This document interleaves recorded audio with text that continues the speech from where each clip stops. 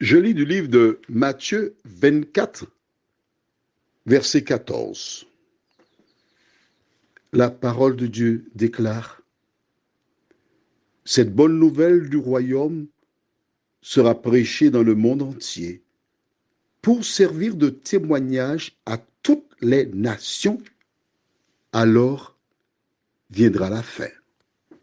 Notre thème, c'est la mission. Prions. Notre Seigneur, nous allons découvrir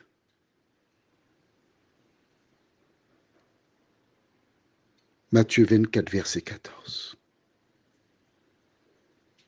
Cette mission, tu as donné à l'homme depuis la création du monde.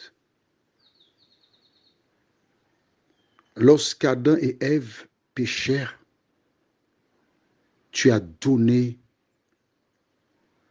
l'évangile. La postérité écrasera la tête du serpent. C'est ça l'évangile, la bonne nouvelle. Aide-nous à comprendre ce verset.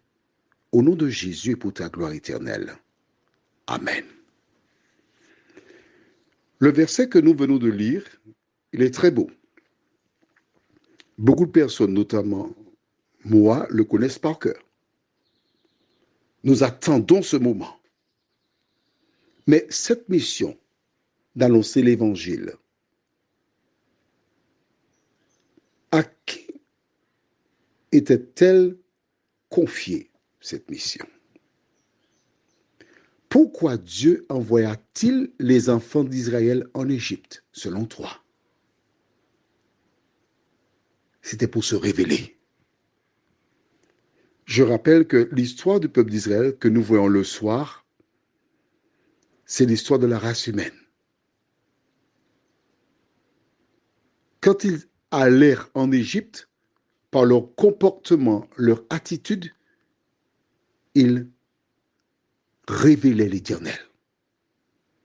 Quand avant ça, Abraham alla chez Abimelech et déclara que Sarah était sa sœur, il a révélé l'Éternel. Quand plus tard, j'aime beaucoup cette histoire de Jonas, que Dieu envoya à Ninive pour annoncer la fin. Oui, la fin. Parce que les gens y vivaient en contradiction avec la parole de Dieu. Alors, on va lire cela dans Jonas chapitre 1er, versets 1 et 2. La parole de l'Éternel fut adressée à Jonas, fils d'Amittai, en ces mots. Lève-toi, va à Ninive, la grande ville, et crie contre elle, car sa méchanceté est montée jusqu'à moi. La méchanceté était montée du temps de Noé. C'est pourquoi Dieu détruisit la terre. Et là, il envoie Jonas pour dire à ces personnes qu'il va sévir. Dieu ne change pas. L'Éternel est le même hier, aujourd'hui et éternellement.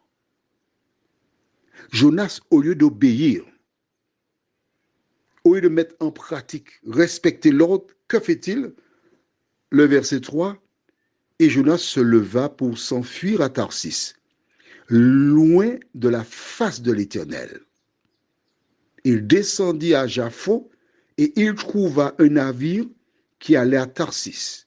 Il paya le prix du transport et s'embarqua pour aller avec les passagers à Tarsis, loin de la face de l'Éternel. Il a fait quoi? Il a désobéi. Rappelle-toi, Dieu a donné un ordre à Adam et Ève. Que fit Ève? Elle a désobéi. Qui incita Jonas à désobéir? Le même. Le bateau s'en va, mais l'Éternel envoie une tempête. Les gens sont obligés de jeter par-dessus bord la marchandise pour alléger le bateau, parce que celui-ci menace de couler. Que fait Jonas? La Bible déclare qu'il est en train de dormir profondément au fond du bateau. Lorsqu'on le découvre, on tire au sort et on découvre quelle est la cause du malheur. Il dit aux gens, jetez-moi par-dessus bord. L'histoire est belle. Je t'invite à lire le chapitre 1er de Jonas. Quand il le jette par-dessus bord, qu'est-ce qui se passe? Je lis au verset 14 et suivant. Alors ils invoquèrent l'Éternel et dirent, ô Éternel, ne nous fais pas périr à cause de la vie de cet homme, et ne nous charge pas du sang innocent, car toi, Éternel, tu fais ce que tu veux. Puis ils prirent Jonas et le jetèrent dans la mer, et la fureur de la mer s'apaisa. Ces hommes furent saisis d'une grande crainte de l'Éternel, et ils offrirent un sacrifice à l'Éternel et firent des vœux. Grâce à la désobéissance de Jonas, ils ont rencontré l'Éternel. D'accord? Cela ne veut pas dire que tu devrais désobéir à l'Éternel pour évangéliser. Ce n'est pas ça du tout. Hein? Parce que toi, tu ne sais pas comment ça peut finir pour toi. Mais donc, Dieu se révélait. Mais avant le retour de Jésus, il désire encore, parce qu'il a toujours souhaité se révéler, apporter la bonne nouvelle. Jusqu'avant le retour de Jésus. Jésus se révèle encore. Que fais-tu de la révélation? Fais-tu comme Jonas ou acceptes-tu Jésus dans ta vie? Prions.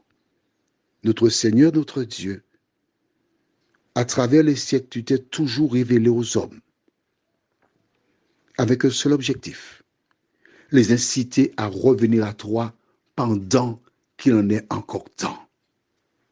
Merci Seigneur de nous aider à comprendre qu'il est fondamental pour chacun de vivre selon ta parole, nous t'en prions, au nom de Jésus et pour ta gloire éternelle. Amen. Je te souhaite une bonne nuit.